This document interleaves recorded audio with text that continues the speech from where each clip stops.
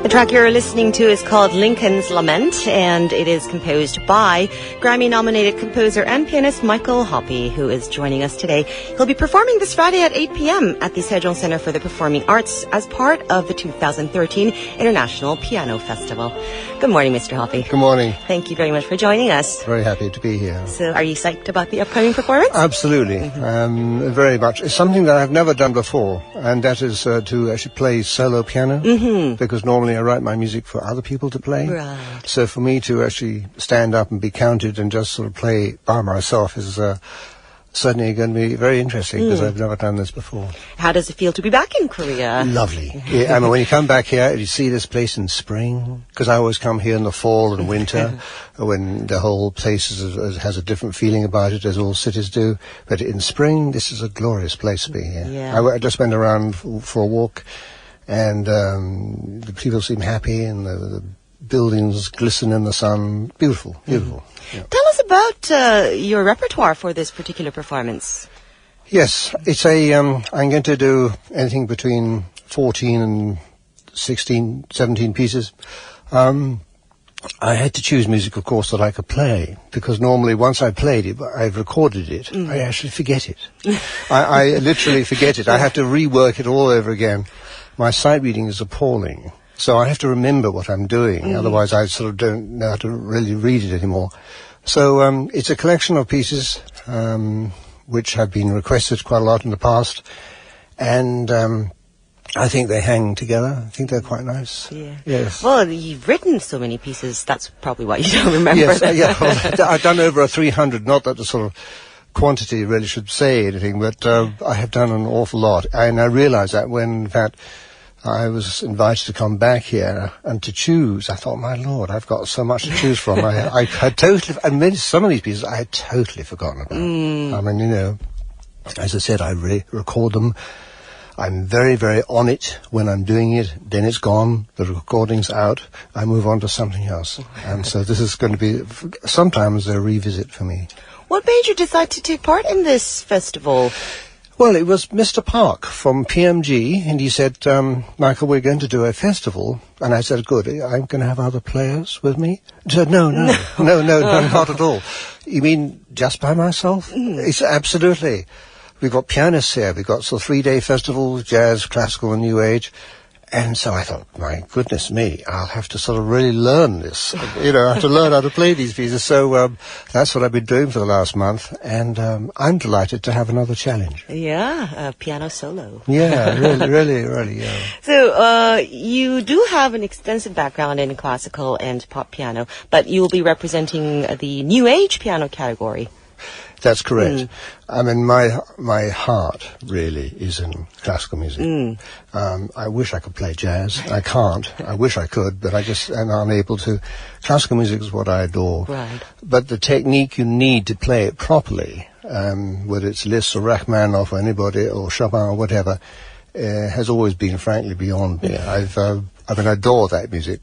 So I play what I can play, and so therefore, this relative limitation makes the melody, which is really what I do, be as pure as possible. My compositional way is to leave the notes out, not to put them in. A composition is really when all the notes kiss one another, as Mozart once said, and that's what a good melody is. And so with this selection of music that I'll be playing on Friday, highly melodic, very lyrical, and good to hear it on the piano. Yeah. But one should also imagine it being played cello, violin, or whatever it is. But it's I think it should be all right. New age may be a genre that not too many people are familiar with. How would you characterize it? I was thinking with your question about what is new age piano, and I think actually, really, what is it? I mean, you know, it's a sort of like describing sort of cotton wool. It's basically music, I suppose, of non-aggression. I think that's what it is. Non-aggression? Yes. Okay. So, for example, if you have, let's say, classical music, you have a Chopin piece, like one of his nocturnes, there's an awful lot, and some of those pieces are great fury and drama and sort of drive. So actually, it's obviously not New Age music. But if you just take music which has this element of melodic, sometimes often easy listening, I suppose. Mellow, but it's not aggressive. Now, it can be, of course, very boring. I mean, that's the sort of, one has to be very careful. There's a very fine line here to make something like that interesting. But I come from the point of view of melody is everything. And that's what I will do.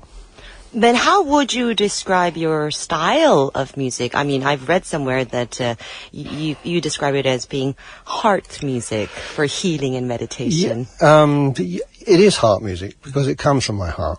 I only actually do it originally for myself. That other people like it is really a delight and a plus. But it comes, when I sit there at the piano, I do it for two reasons. Because sometimes I might have heard a fantastic singer or a great player, and I just wanted to do something which reflected their art. And the other way was, sometimes I do it because I just feel in that mood. And then I think about who could play it. But it's usually made for somebody. How did you get started in music?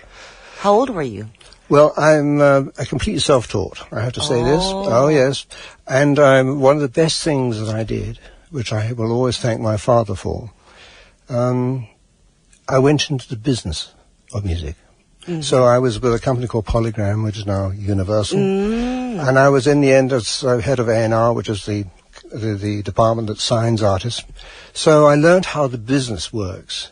And as a result of that, and when I left when I was 40, to do my own music, and luckily my wife supported me in doing this because it was a huge leap. I had a very good job. I didn't actually have to leave.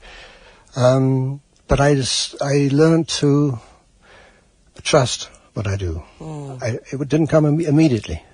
And I remember when I was a consultant after I left Polygram, helping artists get record deals, because that's what I could do.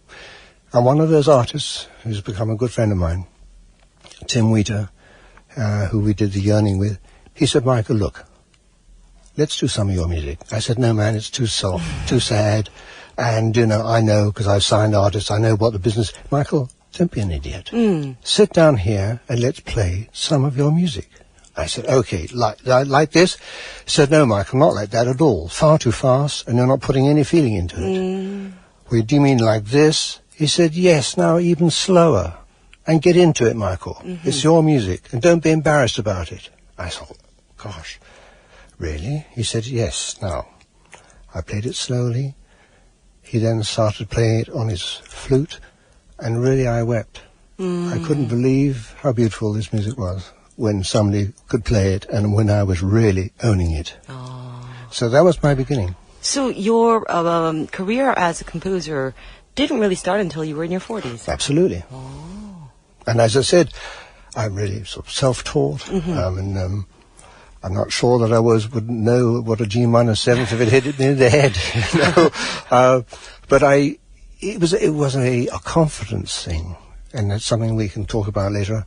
If you do be an artist, it's getting that confidence, and gradually, if you've got something to say, it will be worthwhile and it will be heard. Was there anyone or anything musical in your family? No. No. No. No, and my parents, and my father was the son, of course, the photographer. No, they weren't really into what I was doing, but that's okay. But gradually I got reactions from the audience and the people who bought the records, and I realized it was worthwhile doing. And your music has been played on popular shows like The Sopranos, The Oprah Winfrey Show, and Michael Moore's documentary Sicko, just to name a few. What is it like to hear your music through TV and drama? Well, it's transformed. I mean, basically what you're doing is seeing your music. You're not hearing it. Right. You're seeing it. And I remember once seeing one of these films, and the people actually hadn't got permission. Oh, really? And I listened to it. I thought, that? that's odd. That's one of my pieces. And I sort of eventually tracked it down, and it was all dealt with it all right. But it was astonishing because the first thing I thought, oh, God, Lord, this is beautiful. I thought, Before you realized this is your music. I thought, this is really beautiful. I wish I'd written that. Oh, I did. Yeah. So how does that work? I mean, you have pieces out there that are existing, and then they choose to pick a particular piece, or do you sometimes write specifically for a movie or a show? Well, what there are really is organizations called music libraries. And there you provide music for no reason other than it stays in their library, and they license it from you. And then you as a filmmaker say, I want some very sort of cello sad piece. Do you have anything like that? And so he goes down the list and he plays them 30 seconds of lots of different tracks and says, I'll take that one. So in fact, it was not written for the film at all. And very little of my music is. And this is one of the things that I decided. When I left Polygram, I wanted to be a film scorer. And I, with a good bit of luck, did a film score for Gene Hackman and Henry Thomas, who was a little boy in E.T. And they were using, though, a piece of music that I had done years ago. And I realized that the business of film scoring, which is very interesting, extremely difficult, and often thankless, actually, even though it is such an important genre, I decided I will make the music what I want, and if you want to license it, then you can. I see. And that's how it is. So all my music, with the Sopranos, I did it for myself. It's nothing to do with the show. They took it off one of my albums. You prefer it that way? I do, yes. Absolutely. Because then I'm a free agent. I can do what I want. What has been the most exciting musical moment or experience for you so far? It's always when I'm performing with somebody who's terrific. And when he or she is so good, and don't forget, I record sort of live. I don't edit. No, there's no safety net because of the way that I record. And when you've got somebody who's absolutely transforming your song into something else, that is an absolute high, I can never forget. And it's in fact so terrifying, so beautiful at the same time, because I don't want to mess up. I don't want to make a wrong note when he or she is singing or playing ecstatically beautiful. So I think part of my music is sort of ecstasy. And when I sort of reach somebody who can sing or play it, that is for me an absolute gift from the man upstairs. It's absolutely a marvelous gift. I love it. Well, you said there was no one musical in your family, but there is certainly the creative gene in the family. Yeah. Your grandfather was a very famous photographer by the name of E.O. Hoppé. Yes. Yeah. Yes, he was very well known, and I use his images for my music, as you know. Right. But I have to say this: I didn't make music for his images. I used his images for my music. I always do things slightly back to front, and because somehow these beautiful, non-smiling women that he photographed, or whoever it was, they somehow fitted my music perfectly. And so that's why I've done, I think, 5 albums. I did one for the Queen Mother because he'd photographed her when she was 14. And but my music is really independent of what he has achieved. And now my daughter, Rebecca, she's now in her middle 30s, and she has absolutely the gifts of her great-grandfather. She's a photographer. Absolutely fantastic. Black and white, film purist, absolutely like this. And my new album, which will come out in the States in 2 weeks' time, is called Grace, and it features now her photographs. So I'm now supporting her. Are you switching from your grandfather's photos to your daughter's? Yes, at Grandpa's time, he's had it. I did 5 albums with him or more, and now it's my daughter's turn. Tell us about the new album. It's called Grace, and features beautiful performance by Martin Tillman on the cello, and he's one of my most gifted sort of co-performers. And so we've got that. I did my own Ave Maria with somebody who can really sing it. I mean, this is my own, not the Schubert's, and but the range is enormous, and yet somehow she did that.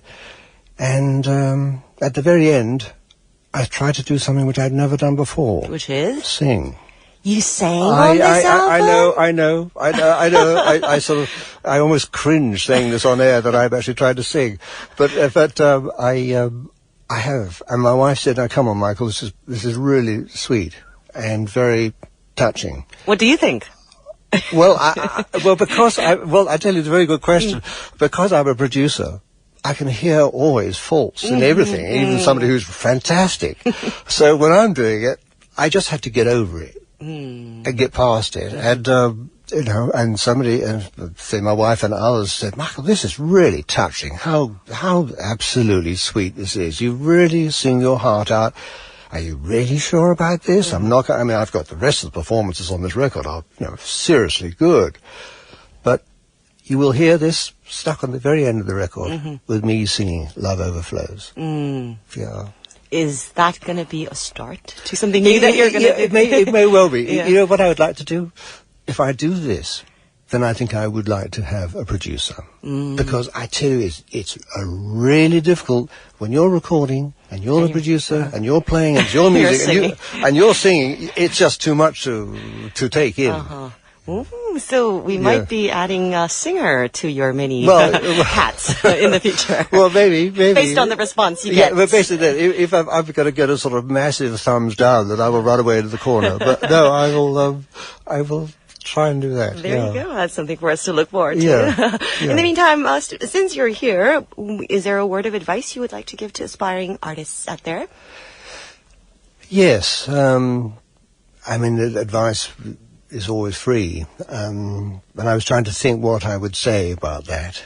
I suppose if you really want to say something, and you really, really want to say something, then you should do it. You should not let any lack of technical ability stand in your way, let any current fashion stand in your way. It's basically a very selfish sort of way of doing things, but it's making music or paintings or whatever it is for yourself originally. If you go in with, I want to make a lot of money, absolutely wrong, won't work normally. Sometimes it does, but it's just to overcome any form of doubt, which is a wonderful exercise in oneself, if you can overcome that, and to do something good. And if you can leave the world slightly better, slightly, teeny, weeny better, because of the art that you produce, whether it's books, paintings, or whatever, then you've done something rather good. Yeah. Well, we did learn an important lesson. It's never too late to start a brand new career and be successful at it. Yeah, well, thank you. Thank you very much, Mr. Hoppé, for coming in. And I understand you've been generous enough to let us play a world premiere of a track from your album that is yet to be released. It's going to be released in the U.S. in 2 weeks' time. Yes, it is. So we're going to play that as we wrap up the show today. Thank you very much. Yeah, thank you. Our guest today, Grammy-nominated composer and pianist Micheal Hoppé. And with that, we're going to wrap up 1013 Main Street for today. Thanks, as always, for being with us. Stay tuned for K-Pop Reader with Aswan coming up next. I'm An Jung-hyun. Have a great day, and I will meet you back here tomorrow morning at 10 o'clock on the dot.